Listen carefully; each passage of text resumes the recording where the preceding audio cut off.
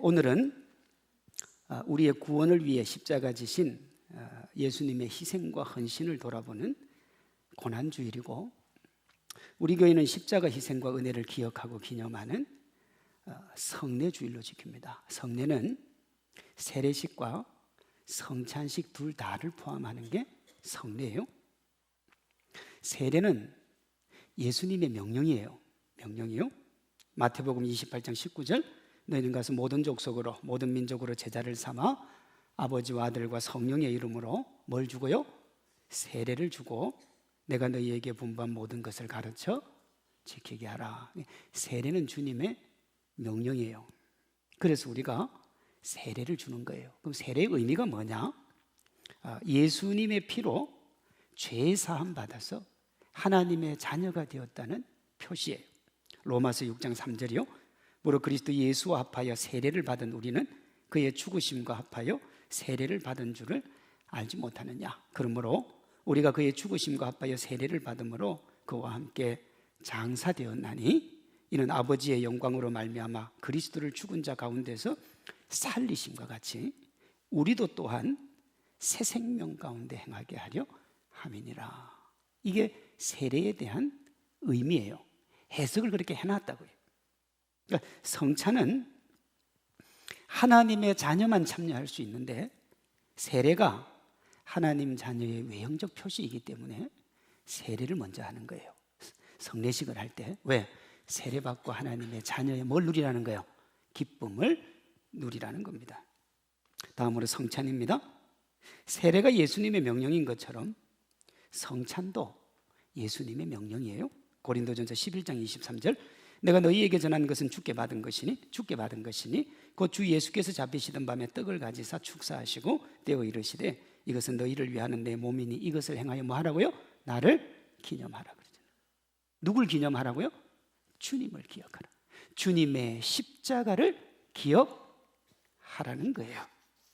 식후에 또한 그와 같이 잔을 가지시고 이르시되 이 잔은 내 피로 세운 새 언약이니 이것을 행하여 마실 때마다 누굴 기념하라고요?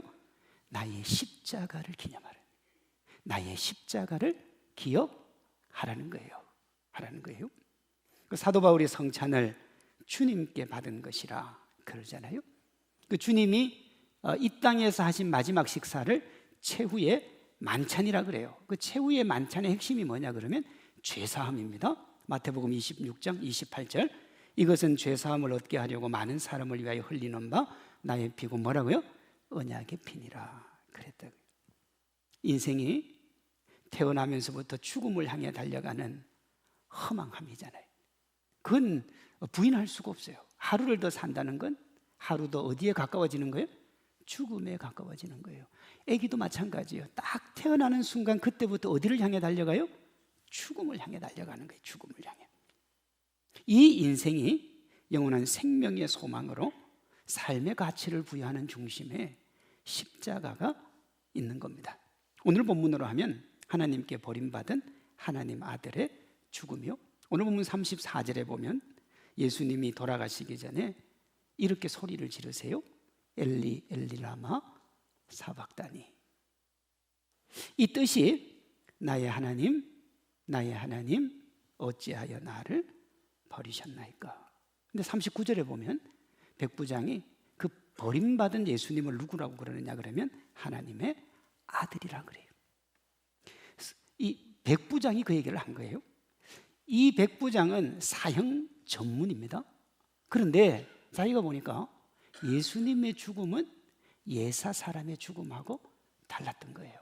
그걸 기록을 한 거거든요. 그럼 왜 하나님의 아들이 버림을 받았는가?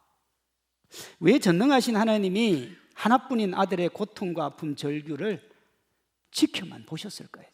그렇잖아요. 우리가 자녀를 키울 때 말입니다. 자녀들이 조금만 울어도 염려가 되고 겉으로는 우리 경상도 아버지들이 무뚝뚝한 것 같아도 속으로는 그 아이가 왜 부르짖는지, 왜 아픈지, 왜 고통스러운지 그거 같이 아파하는 거잖아요.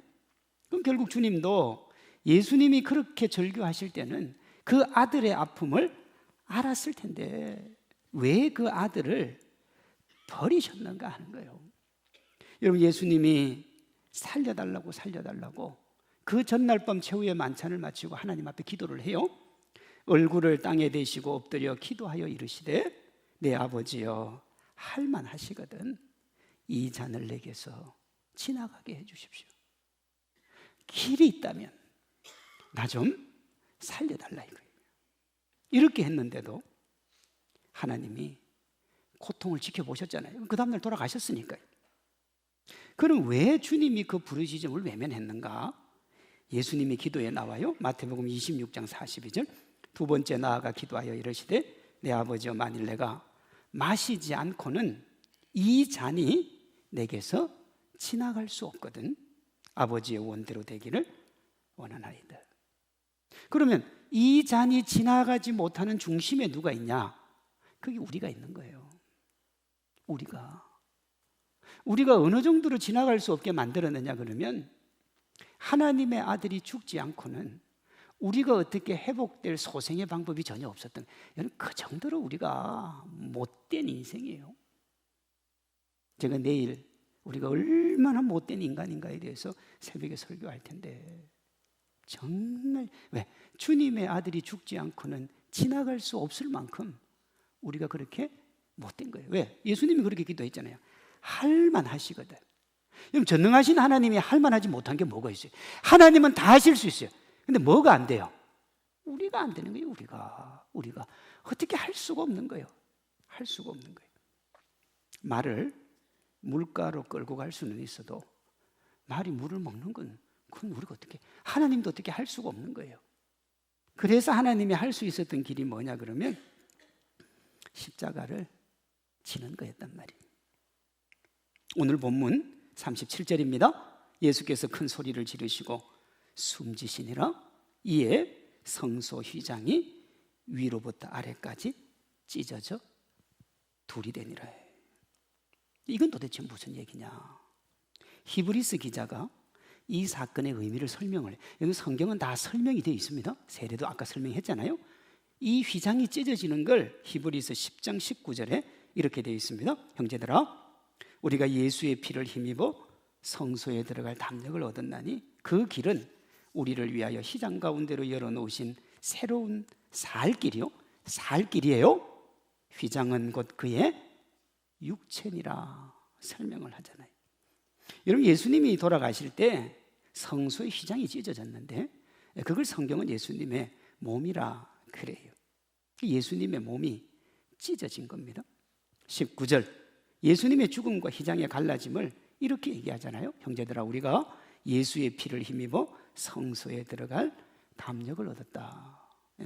담력을 얻었다는 말에 우리가 주목을 해야 돼요. 이 말에는 이전에는 아무나 못 들어갔고 들어가더라도 대단한 용기가 있었어야 된다는 거예요. 다시요.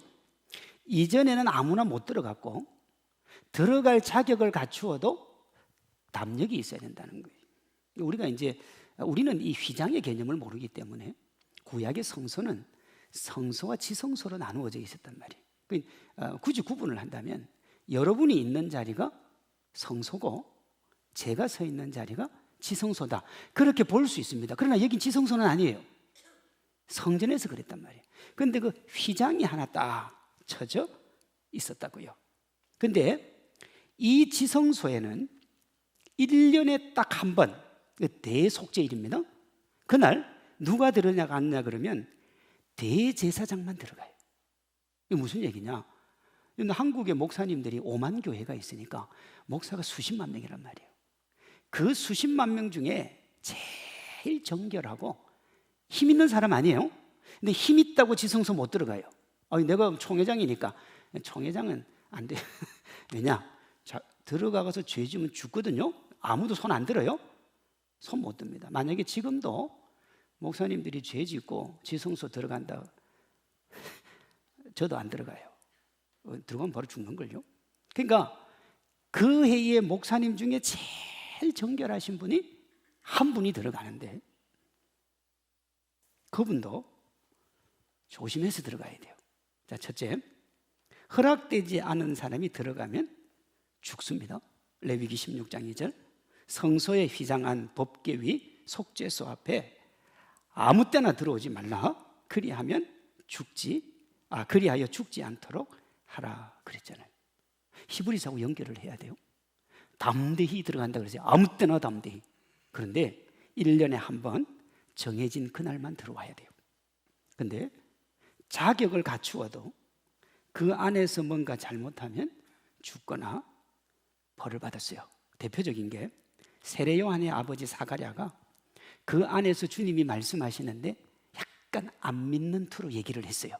그래서 이렇게 됩니다. 누가복음 1장 20절, 보라, 이 일이 되는 날까지 네가 말 못하는 자가 되어 너희 말을 하지 못하리니 이는 네가 내 말을 믿지 아니함이거니와 때가 이르면 내 말이 이루어져. 그래서 세례 요한이 난 지 8일 만에 할례 받고 이름 딱 지어서 그제서 입이 딱 열리잖아요. 그러니까 이 지성소에는 아무나 못 들어가는 거예요. 이렇게 까다로운 것을 예수님이 십자가로 열은 거예요. 그 성소 휘장을 쫙 갈랐단 말이에요.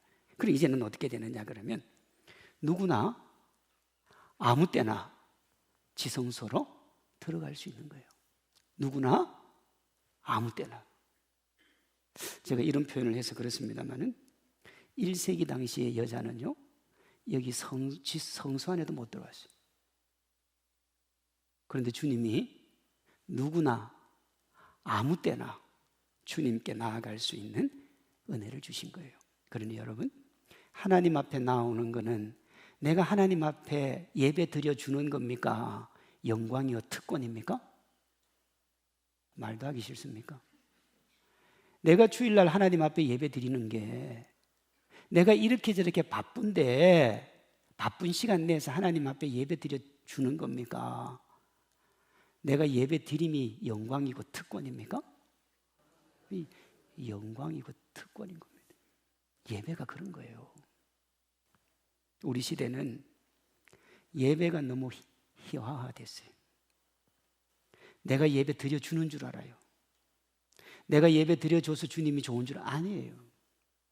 우리 안 와도 주님 그렇게 슬프지 않아요. 왜? 1년에 한 번 들어갔다니까요. 한 명 들어갔어요. 깨끗한 사람. 그래서 여러분, 주님은 깨끗하지 않은 사람의 예배 받는 것을 힘겨워하시는 거예요. 그래서 성경에 외식과 위선을 그렇게 싫어하신 거예요.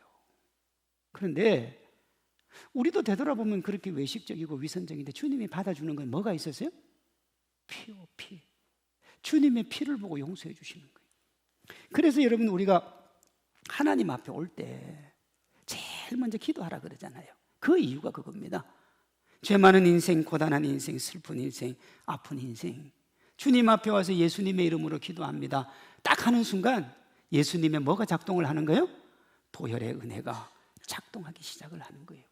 그래서 여러분 아침에 일어나자마자 뭐 하라 그래요? 기도하라고 하는 이유가 여러분 괴롭히려고 하는 게 아니고 일어나자마자 기도하면 주님의 보혈이 작동해서 그 인생이 은혜로 살아가는 하루가 되는 거예요. 여러분, 그게 몸이 찢어졌다는 거예요. 지금까지 제가 여러분에게 귀로 듣는 설교를 한 거예요.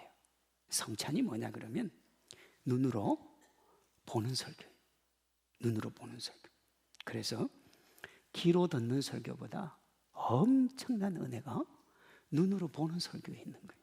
그래서 성찬식이 기가 막히는 겁니다. 우리가 매주 귀로 듣는 것보다 성찬식. 그래서 개혁주의자들은요 성찬식을 매주일 하는 게 제일 좋다 그랬어요. 매주일 하는 게.